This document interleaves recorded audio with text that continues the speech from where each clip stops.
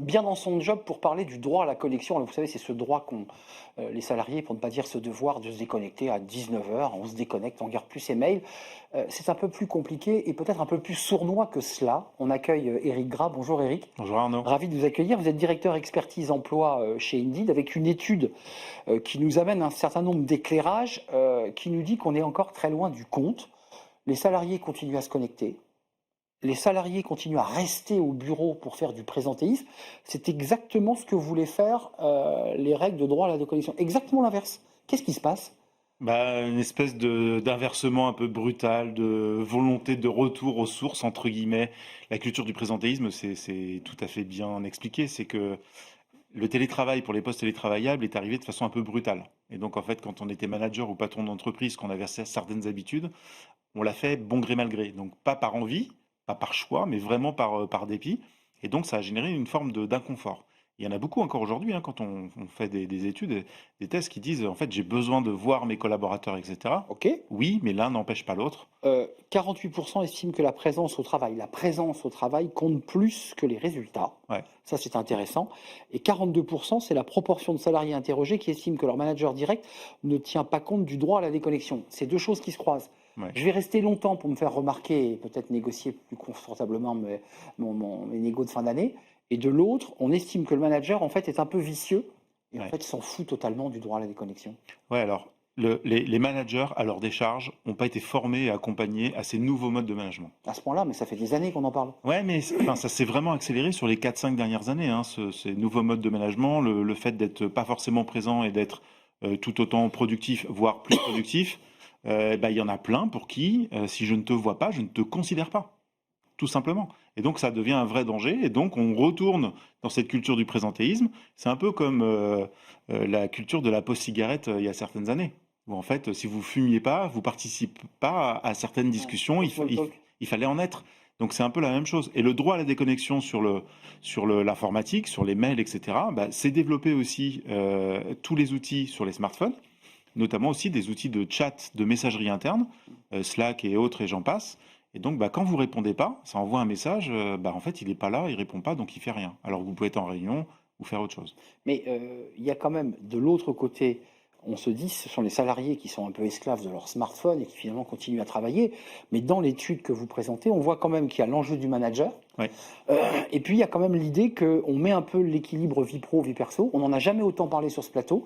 Et votre étude montre l'inverse. Globalement, on est quand même focus sur le travail. Et si tu réponds pas, tu es un mauvais salarié. C'est ça. Et pourtant, l'un n'empêche pas l'autre. En fait, il y a plein d'entreprises qui mettent en place ce droit à la déconnexion, Indeed en premier, où on a des formations. On nous explique que, par exemple, pour éviter d'être sollicité, parce qu'après c'est la nature humaine, faut déconnecter les notifications à partir de telle ou telle heure. Quand vous êtes en vacances, on vous invite fortement à mettre un message d'absence, parce qu'il faut aussi prévenir ses collègues ou ses clients, on n'est pas forcément au courant.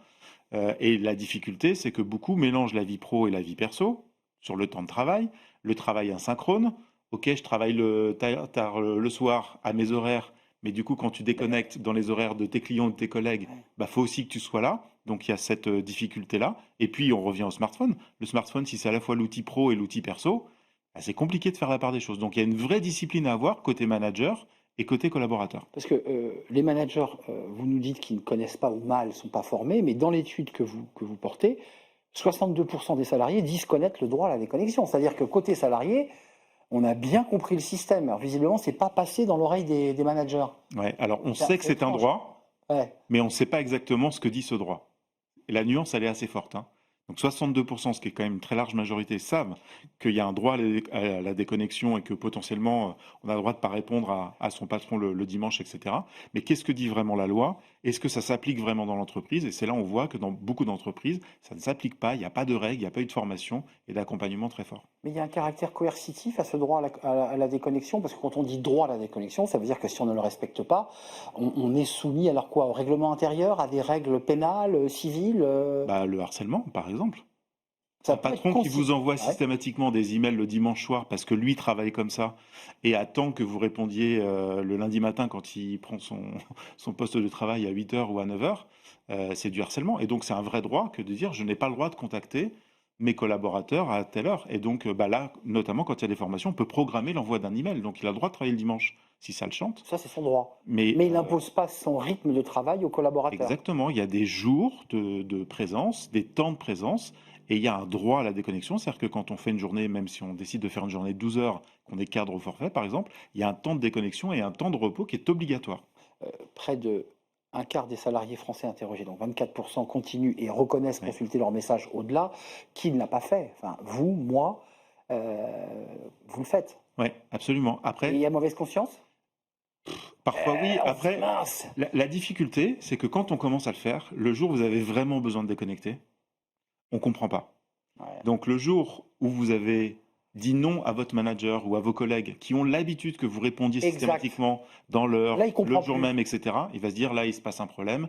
Là, il est en train de démissionner, Il il se est désengage. démissionnaire et il se désengage, etc. Alors qu'il y a des moments où soit la vie perso vous impose Hmm. cette déconnexion nécessaire, parce qu'il faut faire la part des choses. Bien Vous sûr. devenez jeune papa, jeune maman, par exemple, à un moment donné, vous avez un peu d'autres priorités, mais il y a plein d'autres priorités dans la vie. Et donc, c'est une discipline qu'il faut avoir au long cours. En une seconde, c'est quoi l'horaire chez Indeed de déconnexion? C'est 19h, 19h30, 20h? C'est quoi votre règle? 19, absolument. À 19h. Ouais, Donc, on est censé retirer ses notifs oui. et on est autorisé à ne plus répondre à son manager. Absolument. Et en plus, quand on est dans des entreprises internationales, on peut être en décalage horaire. Et donc, il y a aussi cette culture internationale à comprendre qu'on ne s'adresse pas au même fuseau horaire. Autre sujet d'ailleurs qu'on n'a pas évoqué dans notre échange, mais qui est effectivement, je pars aux États-Unis, je parle à la Polynésie, je parle au Japon, enfin bref, tout ça évidemment est très Exactement. complexe. Merci Eric Grad d'être venu nous Merci. éclairer sur une étude où on se dit quand même qu'il reste encore un petit peu de chemin pour faire connaître le droit à la déconnexion et pour l'appliquer dans les entreprises.